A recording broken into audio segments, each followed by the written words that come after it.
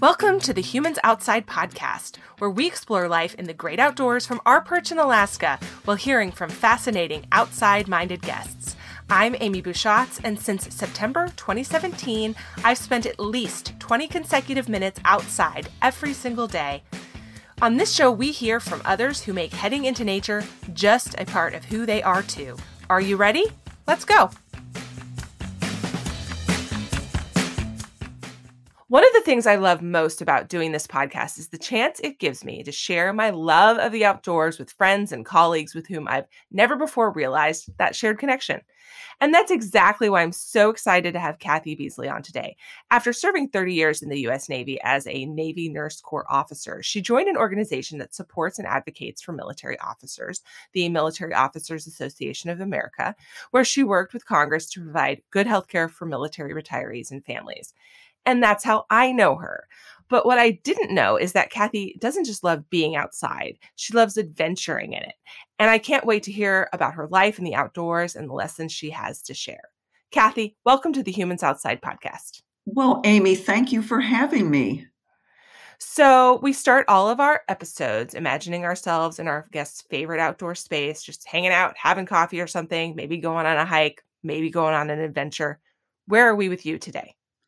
Well, I think it'll be probably what some of my happy places. I have several happy places, but one of them would be around the hills in Maryland here on some trails that I usually go on. And one is Sugarloaf Mountain. It's not really a mountain. It's just a 8-mile long series of trails around, some hilly areas in Western Maryland. So that's one happy place. Another happy place that I'd like to go to is a place called Rancho La Puerta.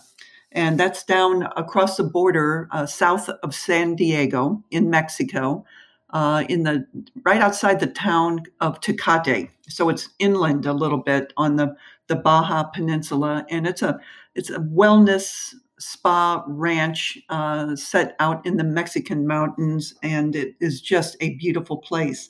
So those would be places you might find me, or I wish I was at today. That sounds beautiful. Now, Sugarloaf is has some Civil War connection, doesn't it? Yeah, it's in the Civil War kind of area up towards Frederick, Maryland, Yeah. which and Harper's Ferry, which were the scenes of some Civil War battles and things. So yeah. I mean, there's not much on Sugarloaf, but I'm sure that they were all around that area there. Absolutely. So. I think I've wandered around there a little bit. The area where you are in the DC metro area is it's such a juxtaposition between the city and then suddenly these grand, beautiful parks that a lot of them are designated as to commemorate Civil War battlefields. But you go from just corporation parks, like corporate parks, right? And strip malls to boom. Fields. It's an incredible thing. Well, Amy, I was thinking that same kind of thing this past weekend. I was out walking, doing a little hiking and, getting out and getting some fresh air, going on Rock Creek Parkway. On the weekends, they close off the roads there so people cycle and can walk along the river and things like that. And I just was thinking, here's this patch of green beautifulness in the middle, in the heart, really, of the city. Yeah, it is beautiful. DC does a really good job of that. I know it's absolutely by design, but sort of offers those safe havens. I just love it. The old recruiting tagline is "Join the Navy, see the world." So you've certainly seen a lot of the world, and we'll get to that because not all of it is directly tied to the Navy thing. But tell us, when did you join the Navy and why? Okay, now I'm going to reveal somewhat of my age, but that's one of the examples I wanted to join your podcast is that no matter how old you are, I mean, you can still get out and do things. But I joined the Navy in 1979. I was 22 years old, and I was pretty much right out of college. And, for the most part, back then, it was post-Vietnam. They were trying to build up the forces again, and they were heavily recruiting doctors and nurses. So, we were wined and dined a little bit at that time. And I thought, being a girl from the Midwest, I wanted to go out to, California. That was, one of the things I wanted to do. And So I was offered orders to San Diego, and I signed up. And my initial 3-year commitment, which is what I only thought I would stay for, turned into 30 years. So it was a fabulous career, and I loved every single second of it. Did you see the world? I would say I saw quite a bit of the world, both, in uniform and, opportunities to travel, on leave and liberty and those things. So I was stationed overseas and did the whole West Pac, that's what they call the Pacific. Was stationed in the Philippines for 2 years. So Hmm. traveled all through Asia and some of those things. And, just been on the other side too. So it was just a great career all the way around with the best people, that you could ever want to meet. That's such a juxtaposition to being from the Midwest, like you said. A lot of people do join the military for that chance to get outside of their hometown and for lack of a better description, see the world.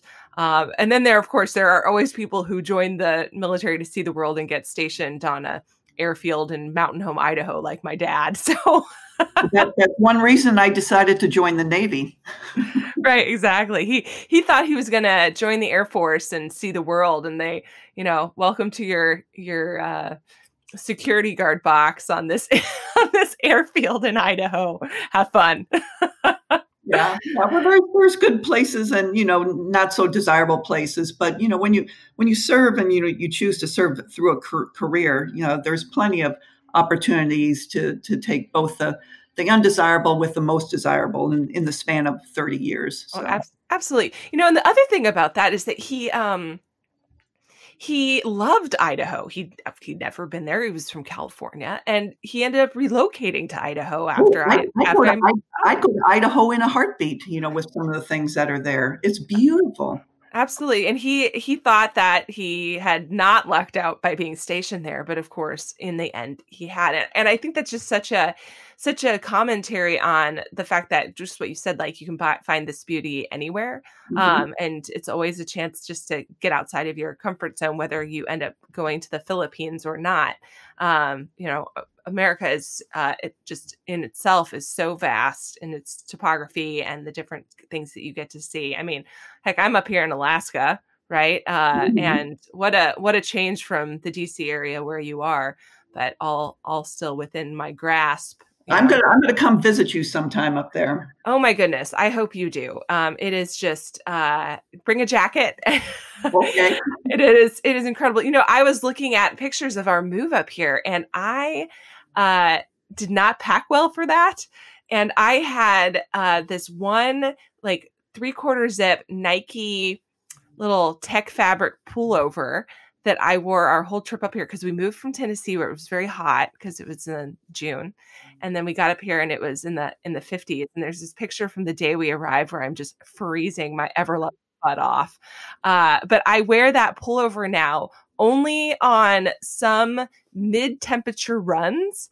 I've sort of relegated it to very specific use because I would never in a million years have a chance to wear that otherwise. And it's funny how that goes. So back to the point of conversation. You're from the St. Louis area, which, like we've been talking about, is just a beautiful, beautiful area.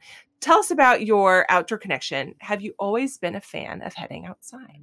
Oh, well, yes. Even from a childhood, I mean, my mom had us in Girl Scouts, and we were always, in our schools, always playing sports outdoors and things. So the outdoors to me is natural, and all different seasons. And in high school, then in the winter we learned to ski and those kinds of things. So the summer, we were on swim teams, so we were always doing activities outside, regardless of the different changes of seasons. But as I became more of an adult and things, and in my Navy career, had opportunities to do some adventure traveling with other like-minded people, and so I kind of got involved in going on different, traveling to different countries and hiking in mountains and doing that kind of stuff. So had the opportunity to at least actually do a couple of the 7 summits. So that Hmm. was that was pretty interesting. And my first one was Mount Kilimanjaro in Africa. Mm. So that kind of stimulated some interest in doing those kinds of adventures with companies that do those things. Absolutely. You have done an incredible amount of adventure travel. Do you know how many countries you've visited? But maybe both in and out of the Navy, like recreationally, but Oh, also including your Navy I've, time. I've been on every continent except Antarctica. Hmm. Any plans to And go there? oh yeah, definitely in the works. In the Oh, planning work within the next 2 years is the awesome. hope. Awesome. Maybe not on a cruise ship, huh? Well, that's one of the only ways you really, get down there. But there's a company, that I like, National Geographic. I'm sure you've heard of them. They run some pretty reputable and really good tours. So I think I would trust a company like that to go to a place like Antarctica. Yeah, you definitely have to make sure you got all your I's dotted, T's crossed. It's like a little bit like adventuring out here in Alaska or really anywhere that's very, very remote, right? Like you have to be prepared for everything and you have to know what you're doing. And Well, that yeah. can be a challenge. When I think about Antarctica, that area of the world, which is down south, below South America. One of the other noteworthy trips I had the opportunity to take was about 4 years ago. Was going down to Patagonia, the Patagonia region. Mm. Oh, I would highly recommend that. It is just so beautiful and so vast, and it's just such a unique place in terms of just the vegetation, the people, the wildlife, the scenery. It's. I'd go back there in a heartbeat too. There's not a whole lot many places I want to take the time to go back to, but those Patagonia would be one of those areas. How, in the all of this travel you've done, how do you decide where you want to go? How do you rack and stack it? That's a good question. In the beginning, it was kind of easy because there were so many places, and there's still so many places. But I feel like I'm checking a couple of things off. It just has to do with the activities you want to do there, recommendations from others. I've had several friends that have and family that have gone, for instance, to Iceland.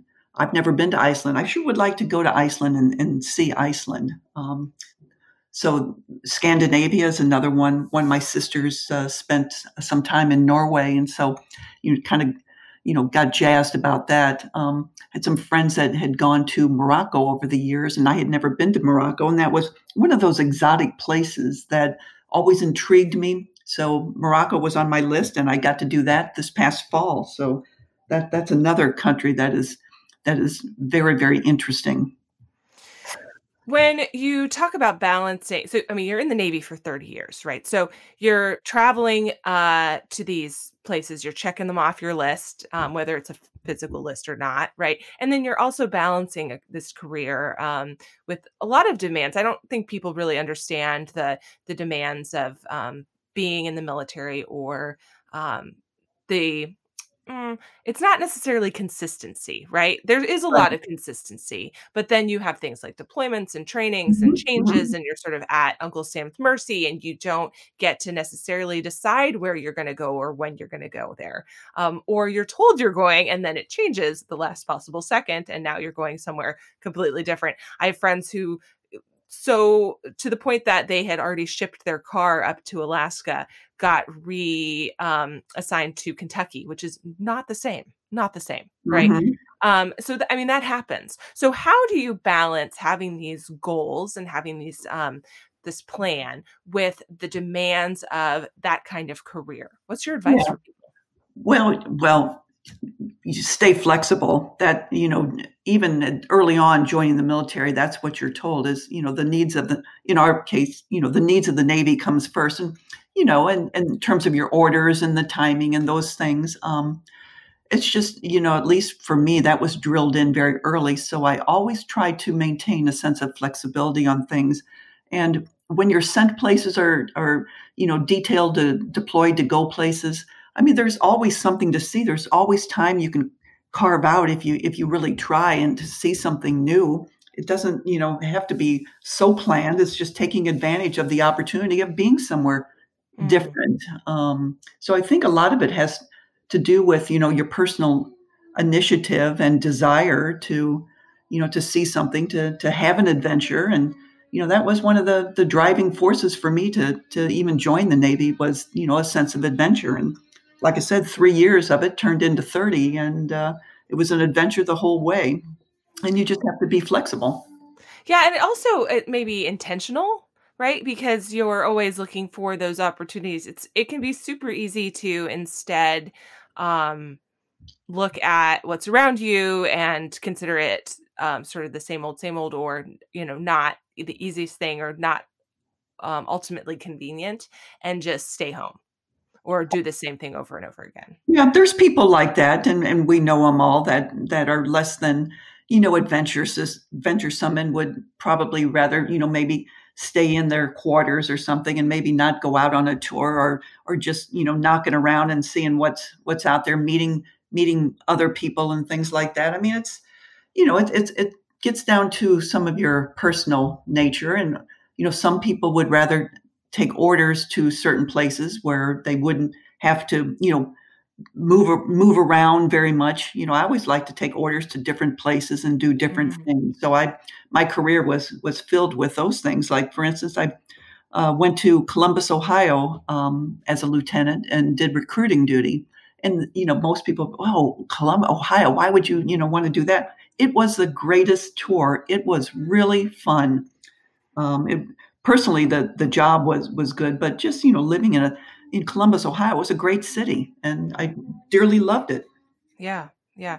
The other thing is that you also choose to be happy wherever you are. We hear that a lot in the military family community, that if you're looking for ways to utilize where you've been stationed or to really embrace it, whether that was at the top of your list or not, um, then you're more likely to make the best of it and be happy, even if it's Mhm, not your favorite place, right? Fort Campbell, Kentucky, where we lived for a while, was not my favorite place, but that had nothing to do with the fact, with the landscape or the adventures around there. It just wasn't a great place for our family, right? mhm, yeah. But man, I loved Land Between the Lakes, which is a Army Corps of Engineer recreation area nearby. And I just thought the region was absolutely beautiful, and we made the best of it. And Mhm. then got out of Dodge, you know? Well, there you have Nashville nearby, and some Knoxville, and Absolutely. the Smoky Mountains. I mean, there's all sorts of stuff to do. Absolutely. But then I talk to people who are up here who just cannot be persuaded to like it or to try to like it, at least as far as I can see. And maybe that's me being a little judgmental because I love it so much. But I talked to an individual a couple weeks ago who said something like, "Oh, I can't go outside because the weather is insert weather here, right? You'll always have an excuse." And I said, "Oh man, have you tried this? Have you tried that? Have you gone here? Have you gone there? Have you checked that out?" And she had an excuse for a reason not to do every single thing. Uh, and at the end of the conversation, it came out down to she didn't want to, which is fine. But let's admit Mhm, that, it's not the place that's the problem. It's the circumstance. It's maybe how you're feeling about it. And ultimately it's your decision to not want to do that. And that's fine too. But you got to really embrace it or not. Um, mhm, mhm. Yeah, you know, see, wherever you are, you can always learn. I always tried to learn like a new activity or something too. And when you were talking, I was thinking, boy, if I was up in Alaska, I'd want to, learn to fish, out there for salmon and stuff like that. Just be out there and, maybe, get my rifle out, and kind of do some hunting or something. yeah, Kind of absolutely. fun. Hey humans, I want to tell you about a super exciting giveaway we're doing over at humansoutside.com. All you have to do is sign up for our newsletter and you'll be entered into a raffle to win a free Humans Outside decal, perfect for your water bottle or rocket box. Use it to brag to your friends that you are making spending time outside part of your everyday life. Head on over to humansoutside.com to sign up or visit the link in our podcast notes. Now, back to the show.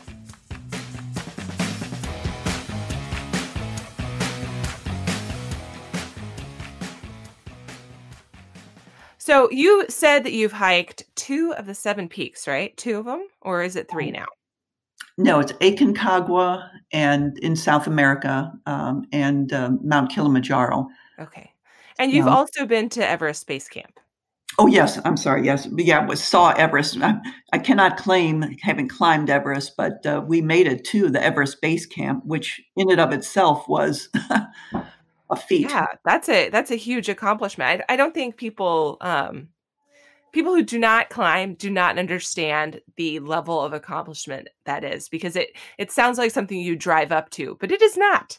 I mean, it is a substantial effort to get there. There are no cars that drive up there. You cannot, the only cars are way down in Kathmandu, and you have to fly from Kathmandu in a little puddle jumper with these experienced pilots that land in this very dangerous airport. It's called Lukla. You can Google Lukla, and it will come. What will come up is it's the world's most dangerous airport. The airstrip is probably even smaller than a carrier on an aircraft carrier. But anyway, these guys are professionals.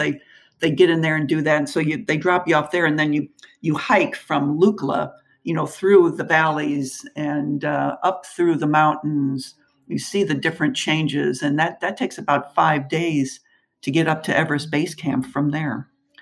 And what made you decide to tackle these things specifically? Oh, that's a good question because I can. I think that's a great reason. It would boil down to that, because I still can. And I'll have to tell you, Everest Base Camp, I was 60 years old, and many of the people in our group, I'd say about maybe not quite half, but a quarter of them were, probably in their early 30s. 2 of them had to be evacuated off the mountain for altitude sickness, and I never had a problem at all. So I know you want to talk about keeping up with this stuff as an older American. Talk to me about that. Why is that? American? What? Define that. Well, your words, not mine earlier, right? As you get older. Right. Okay. Talk to me about that, though. Why is that an important subject for you? I mean, you're a healthcare professional, right? So you know the statistics, you know the risks. Why is that something that's important to you to keep doing? Well, I think it's just to stay engaged and do things that you really love, for as long as you can. And, now I'm not quite retired, but perhaps, I've started my own company, so I'm doing consulting. So I have a bit more flexibility with my time. So I want to be able to do the things that are important to me, certainly for these next several years. Wow.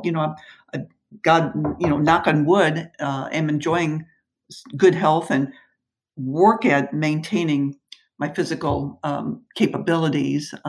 That's something, no matter what age you are, Amy, you've got to always work at, because it doesn't just happen. You have to want to do it and have to, work for it to maintain your health and your stamina, all those things. So I do work on that to maintain myself, so I can take some of these trips and continue doing some of these things. But, going to Everest Base Camp, that's a once in a lifetime thing. And that was it's not cheap. So no.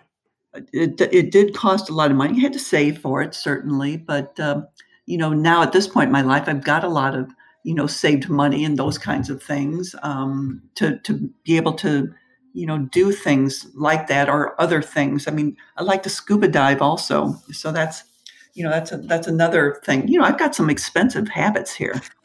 I'm hearing that. But, I keep going back in my mind to that you've made this a priority, right? This is what you want to do. So, people spend a lot of time recreating once they hit where you are in life, right? Where you're mostly retired. But they do it in a lot of ways that aren't necessarily active.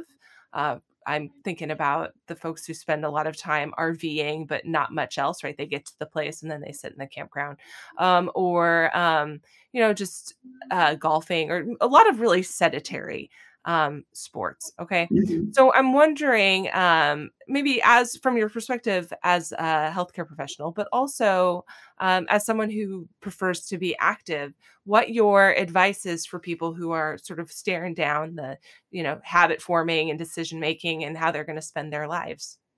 Well, I would, say, do the things that you love that bring you joy.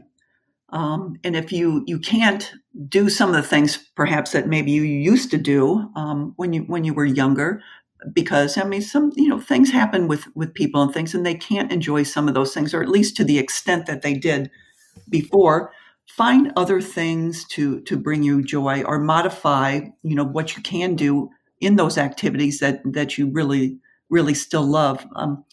For instance, I love downhill skiing. I like Mm. cross country skiing and snowshoeing certainly, but I love downhill skiing. But to be quite honest, I was skiing in Colorado over Christmas. I don't do those black diamond trails the way I used to. I don't even go near them. I'll go on the blues and the greens, and I like the more wide open spaces and maybe not as steep. So, I've had to modify some of the things I do. I'm not the little daredevil, going over little jumps like I certainly used to do, or going down through the trees. There's Hmm. no way I'm going to do that. But, I love being out in the mountains, and I love, skiing. And so, I think that's just life. We know some of those risks, and we don't take those things, don't do that stuff anymore. But you mentioned golf. Golf, I wouldn't consider as sedentary. I've played that off and on through the years, and really, that's a great game that you gets you outdoors, and you can do that for a long time in your life. So I think golf is a great game, and it's social, and it's something that gets people out there. So there's a Yeah. wide variety of things that you can do, not just in the outdoors, but I mean, I have friends that have RVs and things too, and they travel cross country. And sometimes I think about that too, and I think going to Yellowstone and some of that stuff would be, our national park system would be, really fun to do. So I I, think active, getting out and being active. you've identified two things. One, my anti-golf bias, and two, my RV jealousy. So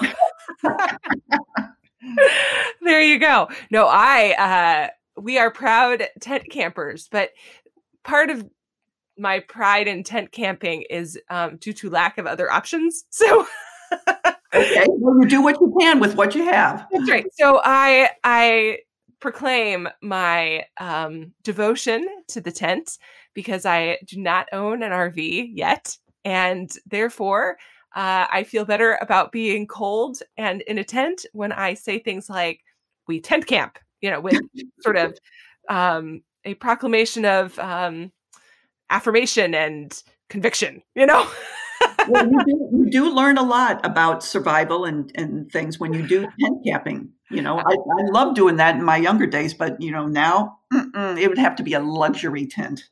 Well, if anyone wants to donate a camper van to me, I am open for camper van donations. No, we constantly toy with moving on from the tent because it really, unless you are willing to be cold and sort of up your game, which I am not, it does really limit how much of a season you get here because you're really looking at starting in May with some pleasant temperatures and then sort of calling it quits by the end of September.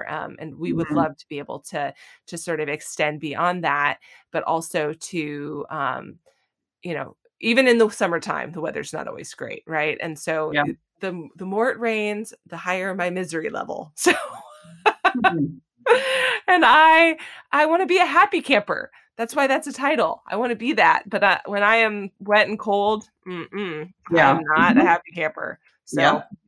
okay, so I'm hoping you can tell me, give some advice for people who want to fit that adventure lifestyle that you've really seamlessly integrated at this point into your lifestyle, into their lifestyle. Maybe they're older, maybe they're younger. How do you make it a priority? What do you need to do to make this be a thing in your life?